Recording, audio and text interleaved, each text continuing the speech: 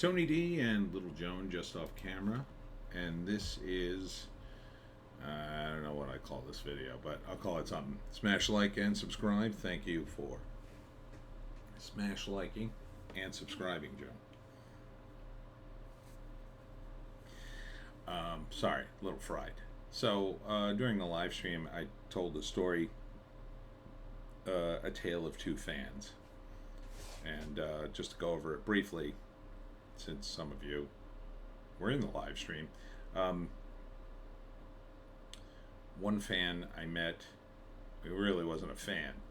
I met him at the Pirate Festival, and he was kind of angry. He was kind of angry writer dude, and listen, been there, totally been there.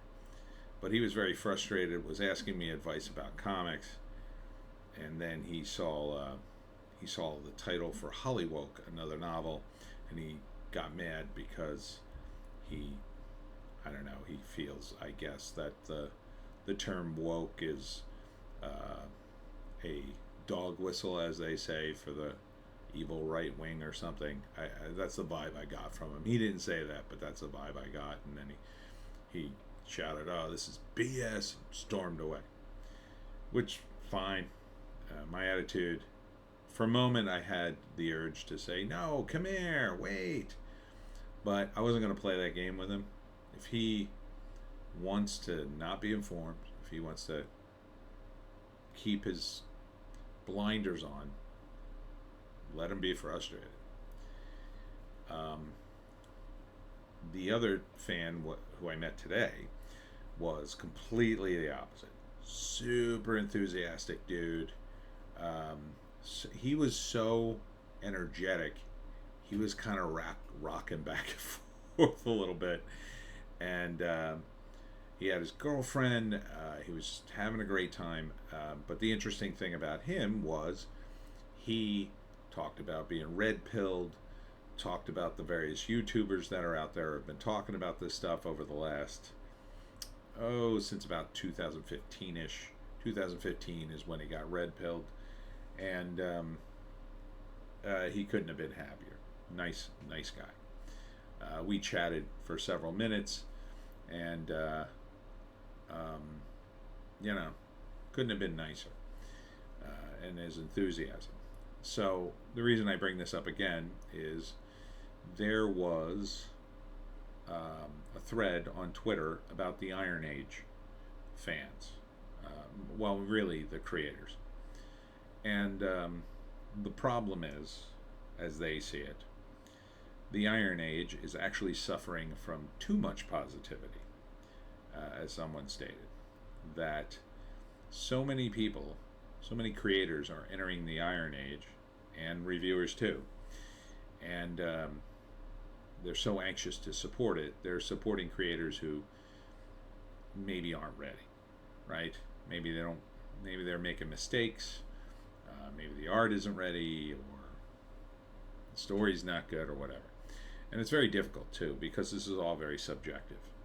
And artists, writers, creative people tend to be very volatile, especially when it comes to their creation, and especially when they're very young. So it's you can demoralize someone. I've worked with a lot of different artists, not just in comics, in writing, in improv. Joan, I'm going to put you on the floor. I swear to God, if you mess up this video, I'm going to be so mad. There you go. So, one of the things that happened in improv one time is we had a girl in our improv group, and she was a pretty good performer, and she got rattled after performing with us for a while, performing with my particular group, partly because we were a disorganized mess much of our tenure, and partly because she just kind of lost her confidence on stage. Part of that, I think, she was an excuse to kind of pull back from it, maybe. And on some level now, looking back on it, I kind of understood. I mean, I got burned out on improv and had to leave it just because I was just sick of doing it. I felt like I wasn't making any headway, and then a couple of the older improvers told me some stuff that we were probably doing wrong, and that I'd been wasting my time with certain paradigms of improv, I'll say, without getting too deep into it. So I just decided, I've had enough. It's not bringing me any money. I don't really have the time anymore, so I got out of the scene. I would love to go back and perform in a group and have a good time, or even just do some more stand-up, but these days I just don't have the time. But in terms of the Iron Age guys, weeding through people in terms of who is ready, who is good, who is not ready, who's bad, or whatever. It's so subjective. It's almost impossible. So I don't see the overabundance of positivity necessarily a bad thing. At some level, it is what it's always been. Whoever. So, for instance, the guy who publishes Anvil, I've been trying to. I had a Piney story that I sent to him. Initially, got rejected. He said because it was a Christmas story, and he didn't want a Christmas story in the first issue because the theme, it wouldn't fit with the theme. But then I got rejected a second time.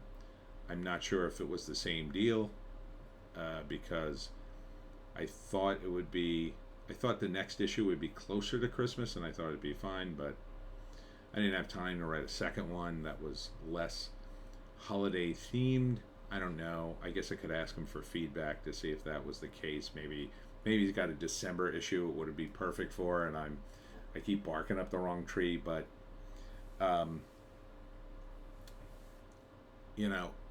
it may be he just didn't like the story. He didn't get it. It's not right for the magazine. Whatever. The worst thing I think you could do for creative is spare their feelings. That's number one. You have to be honest. Now, you don't have to be a jerk, but you have to be honest.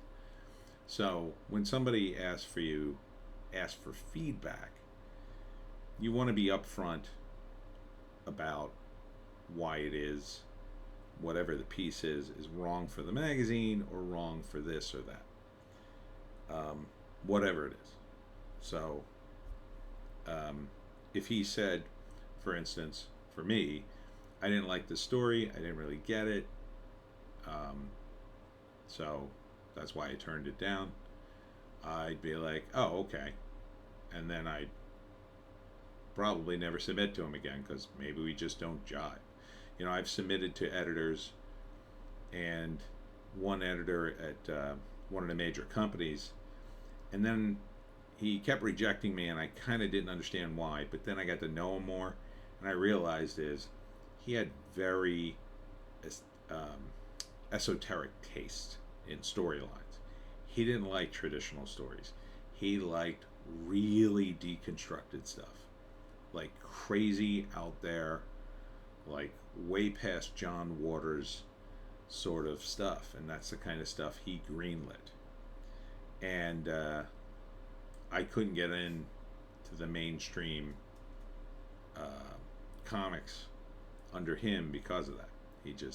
He rejected everything I sent him, and I couldn't make any headway, and I didn't quite understand why until I saw some of the stuff he had greenlit, and then I realized, oh, okay, this is why. He wants something really out there. And my stories for superheroes, at the time, I felt like you had to bring it more in line with tradition, so to speak. I didn't want to do, a deconstructed Batman or deconstructed Spider-Man or whatever. So that's one thing. I think if Iron Age is to progress, it just has to have a hierarchy based on sensible things, and everybody has to be professional. So, in the case of Anvil Magazine, I think they're being very professional. I think they should continue along with that professionalism. I think it was good. He asked me if I wanted feedback. I think I will ask him for the feedback just to see if maybe he wants me to submit for a Christmas issue or something for that particular story, or if he wants something else. Or maybe I sent him the wrong story. I did that once.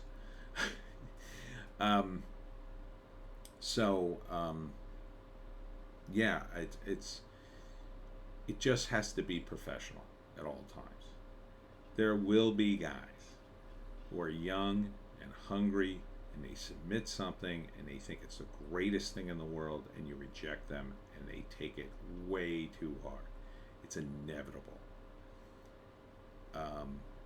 It's also inevitable that somebody will submit something good, and for whatever reason it gets rejected, and they'll be so demoralized they may never write again or draw again or whatever.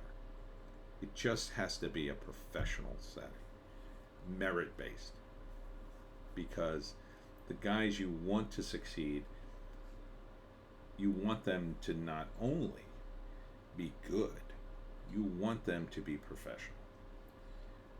What the Iron Age doesn't need are rock stars, at least at this level, right?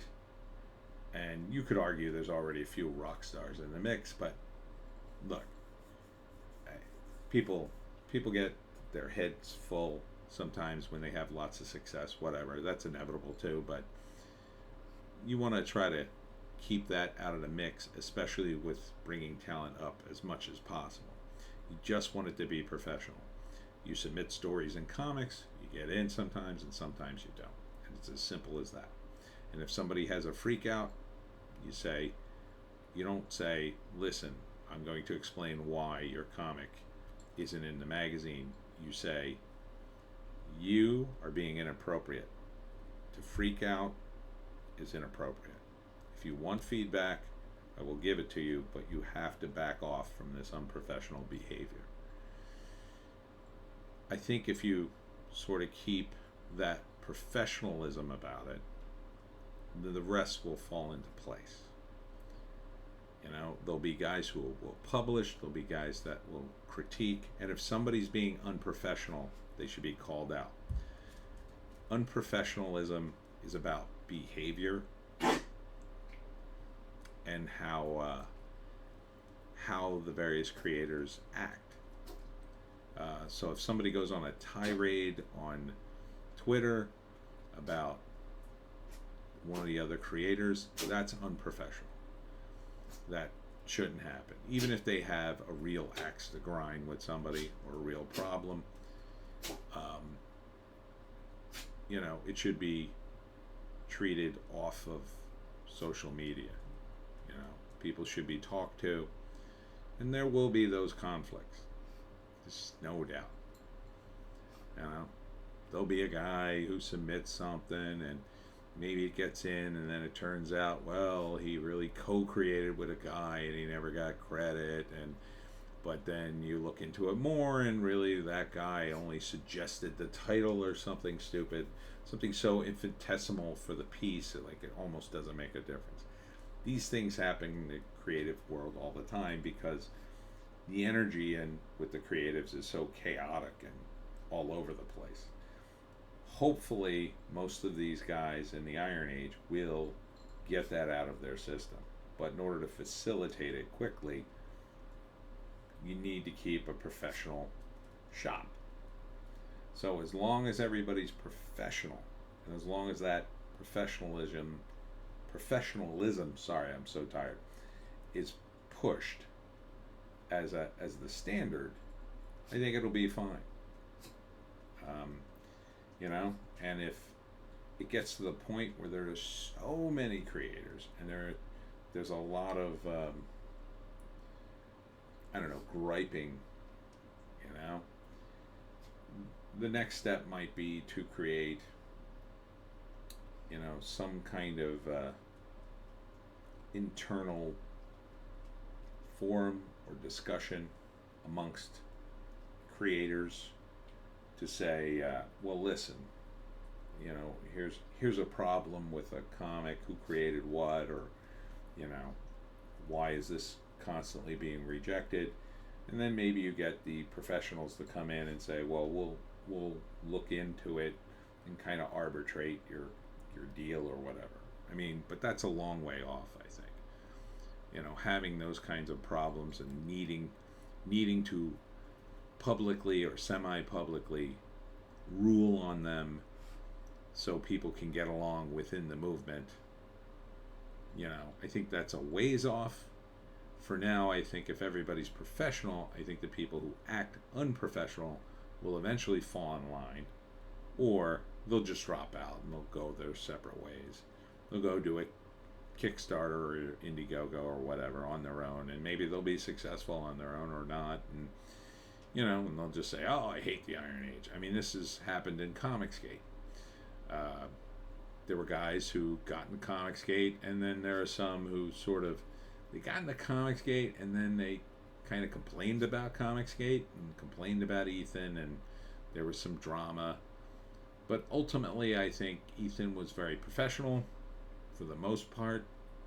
Yeah, he does his shtick on his YouTube channel, and sometimes he gets, he says things. I don't think he says anything too out of line, but he's just, a lot of times he's just kidding around or making off the cuff comments. He's so visible in that movement, something he says can be blown out of proportion, I think. But for the Iron Age, it's new. I think if we hold people to a level of professionalism, you don't screw people over in money, you don't promise anything you can't deliver, you're upfront about what a project is and what you get. Most of the problems from doing this stuff stem from the fact that artists are so excited to work on an idea. They work on it before figuring out anything else. And really, when you collaborate with a creator, the first thing you should do is discuss what's going to happen if money comes in. What's going to happen if, the comic is popular and has a breakthrough moment. Because I've seen creators, unfortunately, they got together, they had this breakthrough moment, and then everything disintegrates because they kind of weren't prepared for any kind of success. And they got just a little successful, and the whole thing fell apart. Because they started fighting over things that really shouldn't have been fought over at all. Should have been established right out the gate. Whether you're going to do 50-50 forever, or if somebody leaves, they get 50% of what they worked on, but after they leave, they're out, or whatever. So it's if you do things up front, and be professional and hold people to that standard, and it's not about the quality of their work, it's about the quality of their interaction, then I think you're fine. And even someone who's frustrated, they submit over and over again, they keep getting rejected, eventually, hopefully, they will ask for a little feedback and be okay with some constructive criticism. And you should keep the criticism as constructive as possible, my opinion. Anyhow, I hope that all made sense. I am still a little fried. And that's it for me, Tony D and Little Joan. I'm going to call it a night. I got to go to bed. We'll see you. Say it with me. Tomorrow.